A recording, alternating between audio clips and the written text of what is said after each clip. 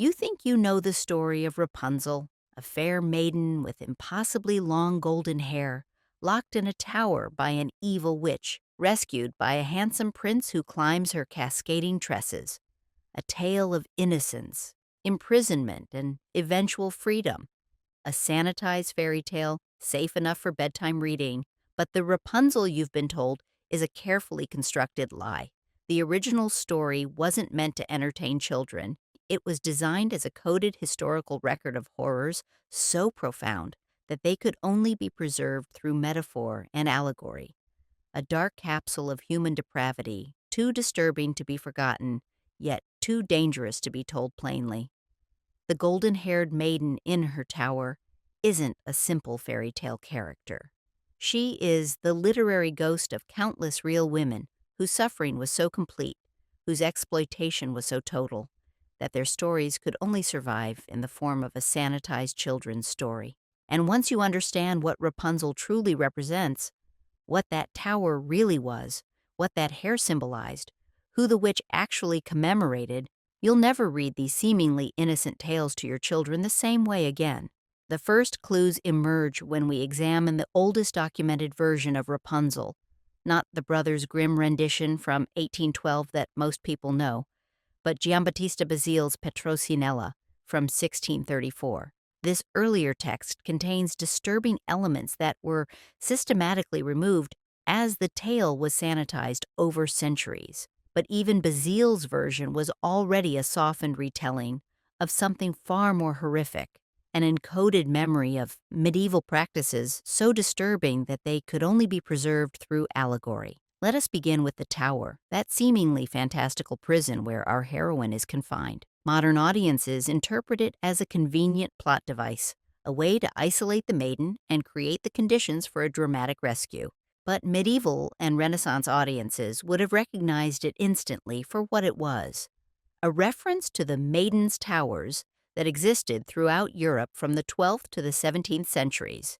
These were not fairy tale constructions, but real architectural structures documented in municipal records across Germany, France, and Italy. The University of Heidelberg's medieval archives contain financial ledgers from 1485 to 1563 detailing the maintenance costs for such towers in no fewer than 17 German towns. These documents reveal a practice far more disturbing than anything in the sanitized children's tale. Picture a stone tower on the outskirts of a medieval town, deliberately positioned near but not within the city walls. The structure is circular, 30 feet in diameter, rising 60 feet into the air with no windows for the first 20 feet. A single heavy door at ground level, triple locked from the outside. Inside, not the spacious chamber of fairy tales, but a honeycomb of tiny cells, each barely 7 feet square. The floors are stone, perpetually damp, the only light filters through narrow slits too small for human passage. The stench is overwhelming, a miasma of human waste, unwashed bodies, and despair so thick it feels like a physical presence. This was not a prison for criminals. According to Dr. Helena Schreiner of the Medieval Women's Studies Department at the University of Vienna, these were collection facilities for what contemporary documents euphemistically called tonsorial tributaries, young women and girls whose primary value lay in what grew from their heads. The hair trade of medieval and Renaissance Europe is a surprisingly well-documented yet little-known industry. Human hair was an essential commodity for numerous applications, from the creation of wigs for nobility to the manufacturing of rope, textile production, and even specialized filters used in early medicinal and alchemical processes. According to commercial records from 1412 preserved in the Florentine Mercantile Archive, high-quality human hair commanded prices comparable to fine silk, particularly blonde hair, which was prized for its rarity in southern European regions. But the most disturbing aspect wasn't the commerce itself. It was the systematic cultivation of human beings as crops. The historical Rapunzel was not one woman, but thousands, girls selected before puberty for their hair quality and growth potential, often from the poorest families who received a one-time payment. Municipal records from the German town of Kaufbeuren dated 1487 lists payments of 3 silver marks per suitable female child of 7 to 9 years, showing proper growth potential. These children were then confined to the towers where they would spend years, sometimes decades, as living crops.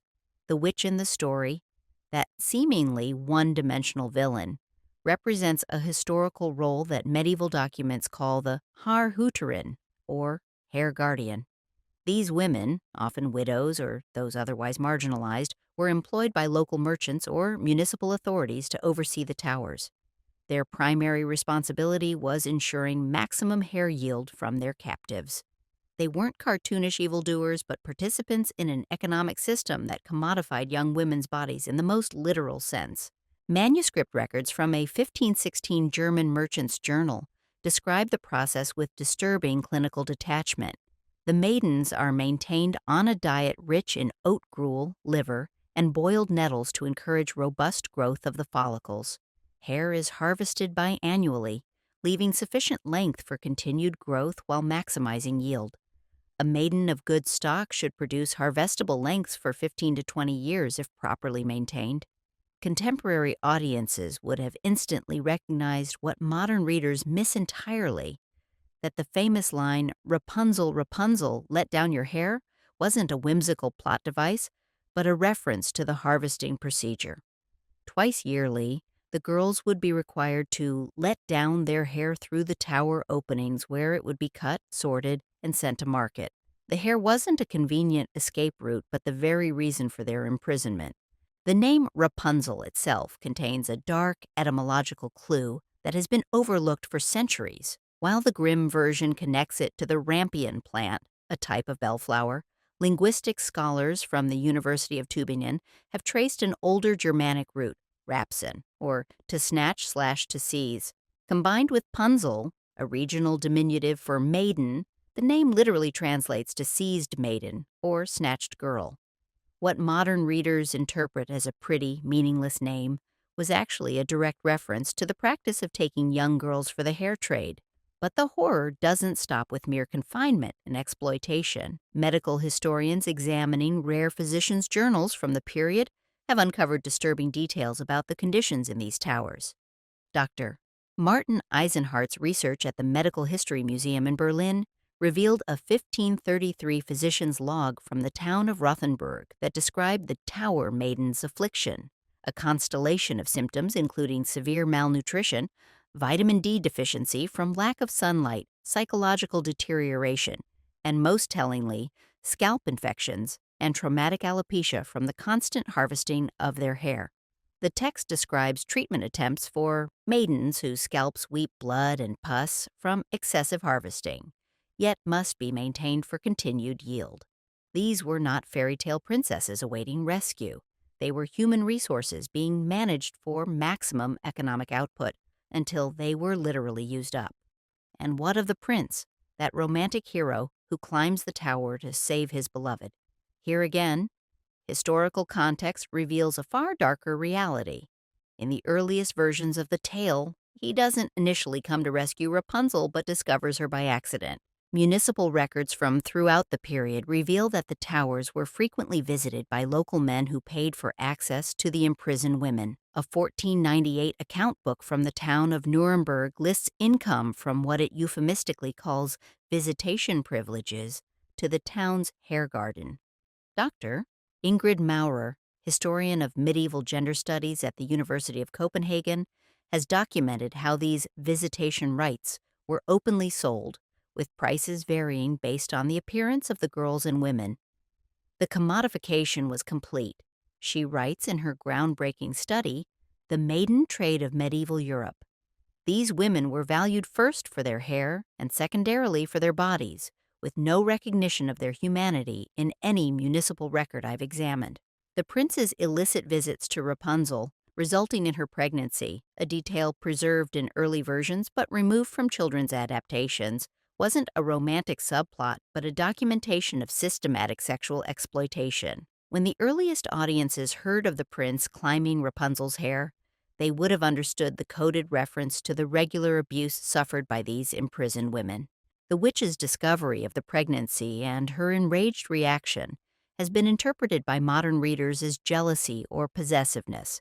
Historical context reveals it as economic damage control. Pregnancy reduced the quality and growth rate of hair, directly impacting the primary commodity. A pregnant tower maiden represented a significant financial loss. The cutting of Rapunzel's hair as punishment wasn't merely spite, but economic salvage, taking the final harvest before the asset was discarded. Perhaps the most chilling aspect of this historical practice was its widespread acceptance. The tower system operated openly throughout much of Europe for over 3 centuries. It wasn't hidden or secretive. It was an acknowledged industry with its own regulations, tax structures, and professional roles. Municipal records from multiple towns include line items for tower maintenance, salaries for guardians, and income from hair sales as regular budget entries alongside bridge tolls and grain taxes. This normalization of atrocity explains why the story needed to survive as a fairy tale. Direct historical accounts might be destroyed or suppressed, particularly after the practice finally began to be questioned in the late 16th century. But a children's story could preserve the essential truth of what happened while flying beneath the censor's notice.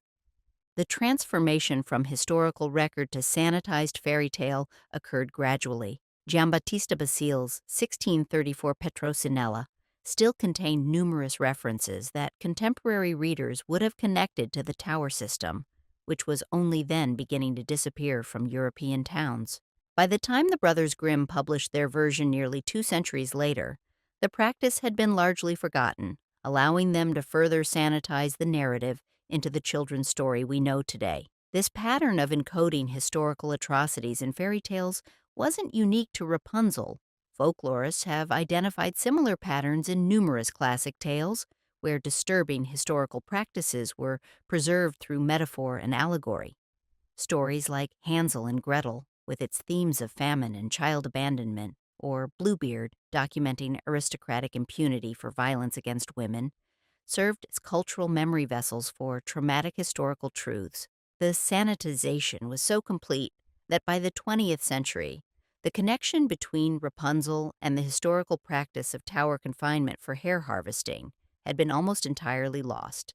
Disney and other modern adapters transformed the story into a tale of overprotective parenting and youthful rebellion, stripping away the last vestiges of its dark origins.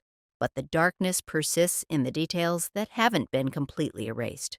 The unusual specificity of the hair, the tower's isolation, the regular visits, the pregnancy, the final cutting, these elements survived centuries of sanitization because they were the essential coded references that preserved the historical memory. Dr. Katharina Dürer of the European Folklore Institute notes, "Fairy tales don't emerge from pure imagination. They evolve from historical and social realities, often preserving memories of practices too disturbing to document directly. When we find oddly specific details in these tales, details that don't serve the narrative but persist through centuries of retelling, we should recognize them as historical markers." Archaeological evidence has further validated the historical basis of the Rapunzel narrative. Excavations at 3 confirmed tower sites in southern Germany between 1987 and 2004 revealed structural features consistent with the specialized purpose of hair cultivation. The distinctive architecture included narrow ventilation slits designed to provide minimal air and light without allowing escape, unusual drainage systems for waste removal, and, most tellingly, specialized niches in the walls that archaeologists believe held oils and unguents used in hair cultivation. More disturbing were the physical remains. At a site near Regensburg, excavated in 1998, archaeologists discovered the remains of 23 females ranging in age from approximately 8 to 22 years at time of death. Skeletal analysis revealed severe malnutrition, vitamin D deficiency consistent with sunlight deprivation, and unusual wear patterns on finger bones consistent with repetitive hair-working tasks. Most tellingly, many skulls showed evidence of traction alopecia, hair loss due to constant pulling, and healed lesions on the scalp consistent with reports of harvesting injuries in historical medical documents. The archaeological findings at the Regensburg site and others provide undeniable physical evidence of the practice that became encoded in the Rapunzel narrative. These weren't isolated incidents, but part of a widespread industrial system operating across much of Europe, remembered now only in a children's story that has been stripped of its historical context. The psychological dimension of the Rapunzel story reveals equally disturbing insights. When examined through the lens of modern trauma psychology, the tale preserves an accurate depiction of captivity response and exploitation survival. Dr. Sarah Mendelsohn, clinical psychologist specializing in historical trauma narratives at Columbia University, notes that Rapunzel's apparent acceptance of her captivity, punctuated by moments of resistance, perfectly mirrors documented responses to long-term imprisonment and exploitation. The fairy tale actually preserves psychological truth that has been documented in modern captivity cases, Mendelssohn explains. The alternating compliance and resistance, the attachment to the captor, the way brief contact with the outside world sparks hope and defiance.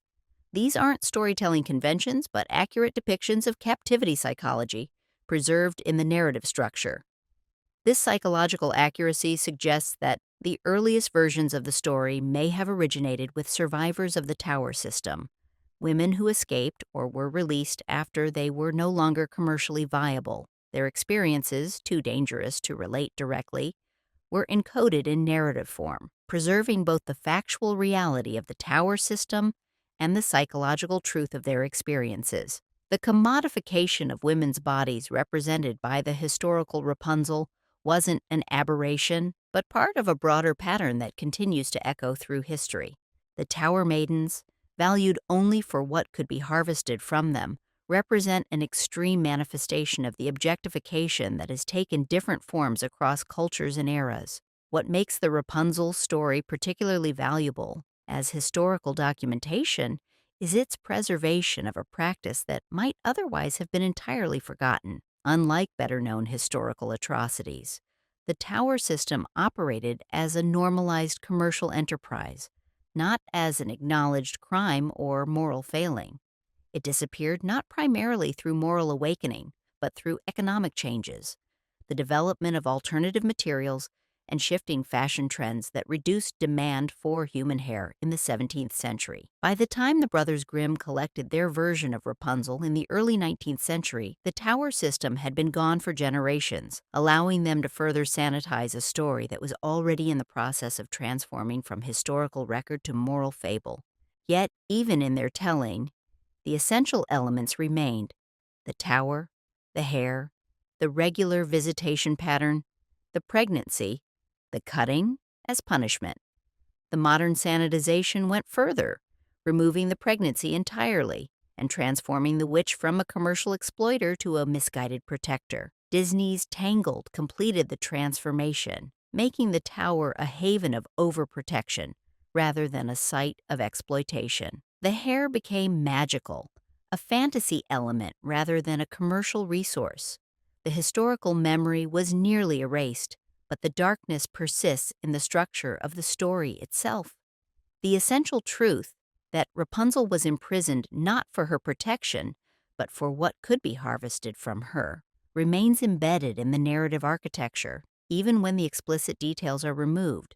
This is how cultural memory functions, preserving traumatic truth even when direct documentation is lost or destroyed.